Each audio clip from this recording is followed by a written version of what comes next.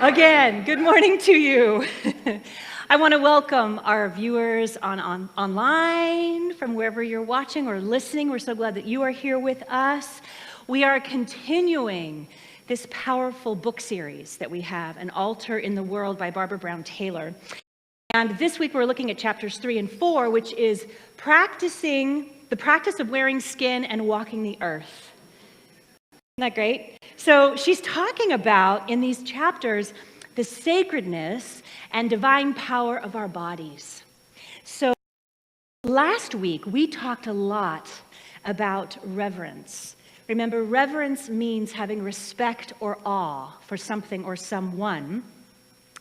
And so building on that conversation, I have a question for you. Are you ready? Okay, here's my question.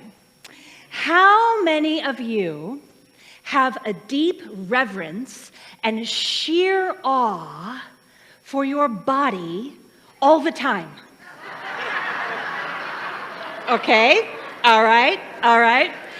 How many of you love every single part of your body all the time?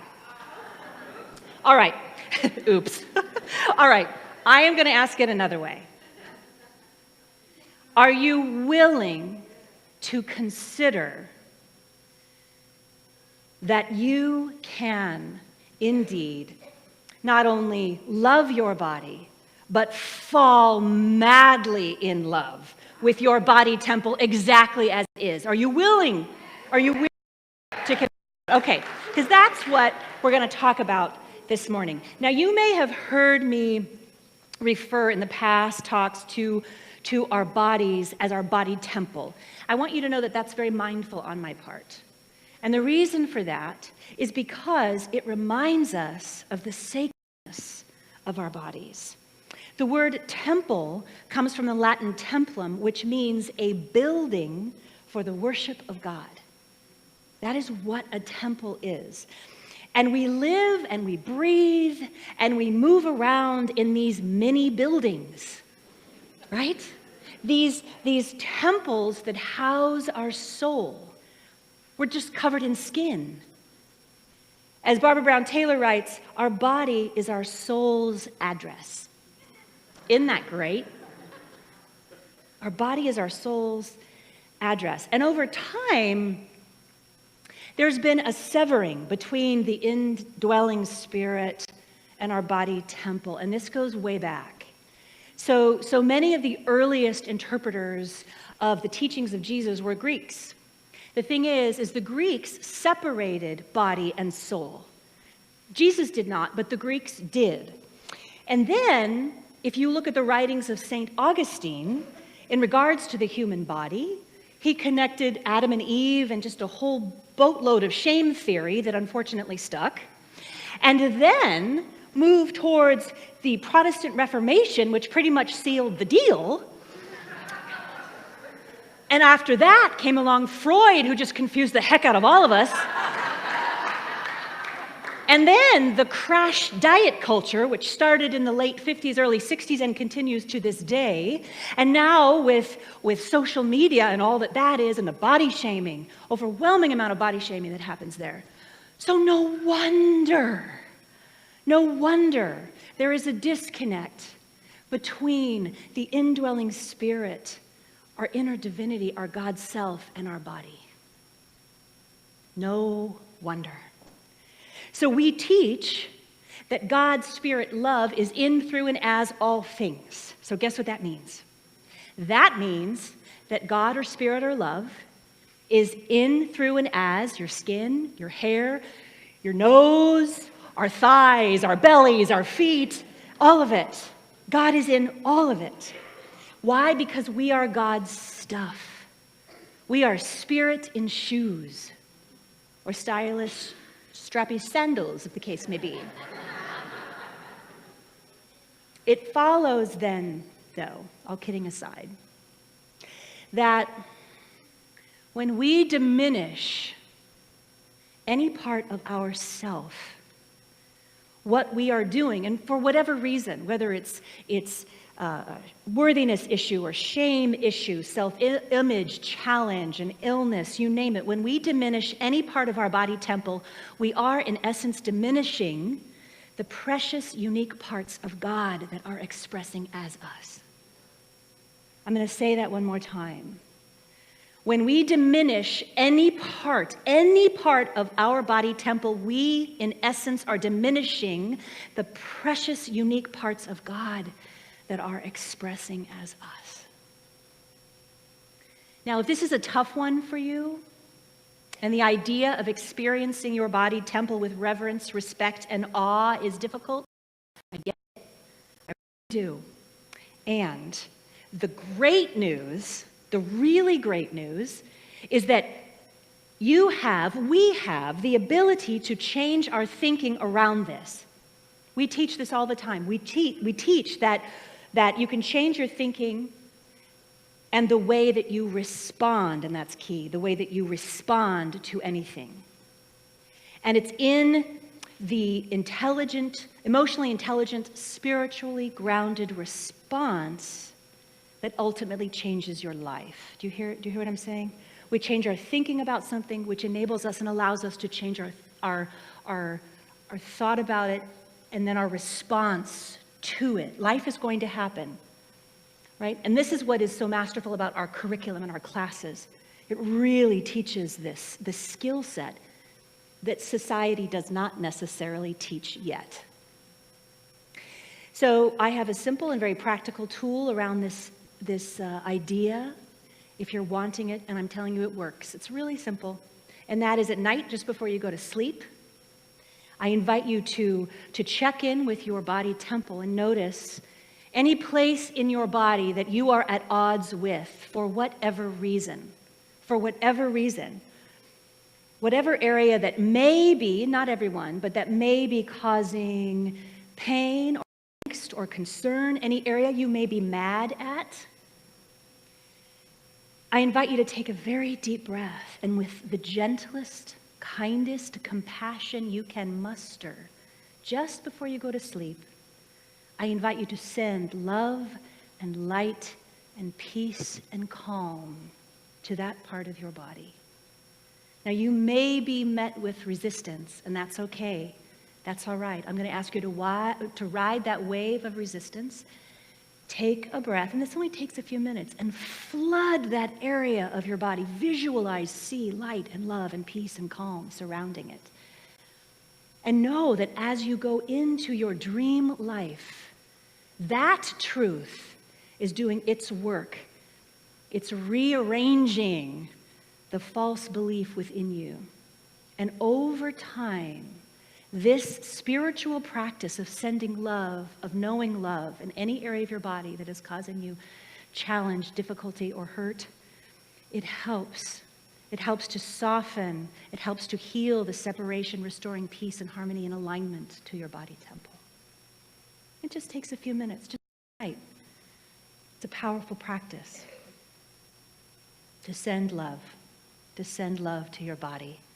I don't think we love our bodies enough. Are you with me? Are you willing? Okay.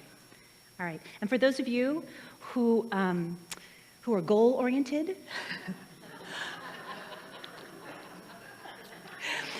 I invite you to consider making this commitment for 30 nights and see what happens.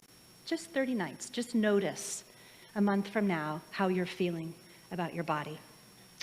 In the classic book, To Kill a Mockingbird, the character Atticus Finch says, "If you can learn a simple trick, Scout, you'll get along a lot better with all kinds of folks. You never really understand a person until you consider things from their point of view, until you climb inside of their skin and walk around in it." Jesus honored leper bodies, possessed bodies, prostitute, widow, and orphan bodies, as well as foreign bodies and hostile bodies, none of which he shied away from. He honored them all. Barbara Brown Taylor wrote about this, read from the perspective of the body, His ministry was about encountering those whose flesh was discounted by the world in which they lived. What a powerful teaching for all of us. What a powerful teaching. So this is this reminder to also take this practice of loving our own bodies, accepting and loving our own bodies, out into the world. It's an opportunity for us to gently notice our own bias, our own judgments around the bodies of others, whatever that may be, for whatever reason. And in those moments, the tool there that I'm going to invite you into, the practice, is that we have an opportunity on the breath, noticing the judgment, and on the breath, to remember that they too are housing the divine in their body temples. They too are wearing God's skin. Do you see? And as we do that, just remembering the truth, it helps to soften that judgment. It helps to bring awareness. Ernest Holmes said awareness is curative. This is that. It's bringing profound awareness to this. When you realize that you are in judgment of yourself or another human being, bring God to it. I'm going to invite you to notice when you are in judgment of yourself or another human being, bring God to it. And what does that mean? That means on the breath, remember the oneness, the love, the compassion. And it helps. It helps to soften that and dissipate that judgment. You know, I've come to a pretty deep revelation for myself on my own personal journey in this work. And that is that I believe it is very tempting to over-intellectualize God, especially in metaphysics. It can get really, really heady. And make no mistake, I love talking string theory and quantum physics and theology. I love all of that. And what I've learned myself in the past few years is that those conversations only take us so far. They only take us so far. And the more years I spend doing my own work and working with other people, the more convinced I am that we experience the fullness of God, the body of God, of love, of spirit, not in theory, but in the awakened moments of our active connection with each other.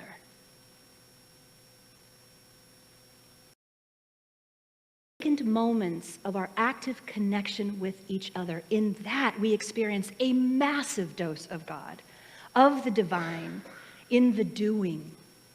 We experience God in the doing. We really, really do. And I want to say that I think, for a while there, doing got a pretty bad rap in certain spiritual circles. And what I want to share with you is I believe that it is time that we bring it back, but in a new way. We bring it back in a new way to have a new thought about the spiritual practice of doing. You know, we all just participated in a beautiful blessing, in a ritual, blessing our teachers. We just did that together. We took a short amount of time to kind of learn what it was, and then we did it. We didn't theorize about it or pontificate about it or sit back and, scratch our heads about it. We did it. Together, we practiced the presence of God. Some of the most powerful spiritual practices given to us over millennia were taught by the great, great teachers through their actions. Krishna in Hinduism, in the Bhagavad Gita, the whole thing takes place on a battlefield. The Buddha taught by meditating far more than talking about meditating. Mother Teresa of Calcutta did not talk about feeding the poor, she did it. On the last night before Jesus died, he washed his disciples' feet. He did not talk about God, he washed their feet.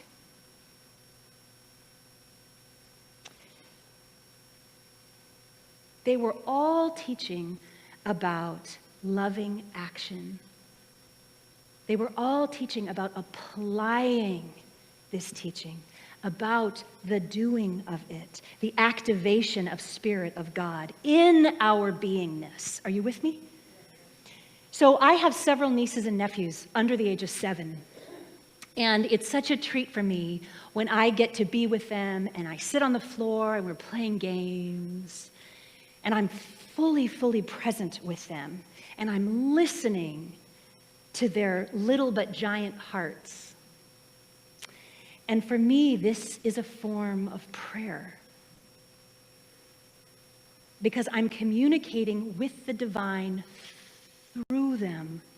Through these precious beings, I am expressing and experiencing the divine through my body temple, in concert through theirs, with these babies, and it's absolutely sacred. And when we realize that this is God expressing in our life, our whole life becomes a prayer. I believe that we are communicating with the divine all the time. We're never not. Because once again, Spirit is in, through, and as all things.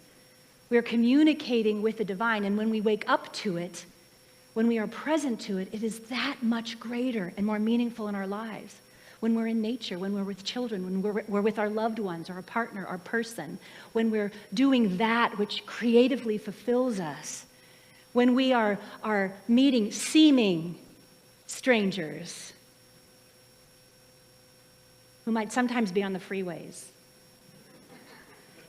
Did any of you bless any cars this week? Okay, just saying. So we're talking about the bodies, and we're talking about earth, which really is connected to the body. There's great power in feeling the earth beneath our feet. There's power in that. Barbara Brown Taylor says, I doubt he would have had as much impact if he had driven a car.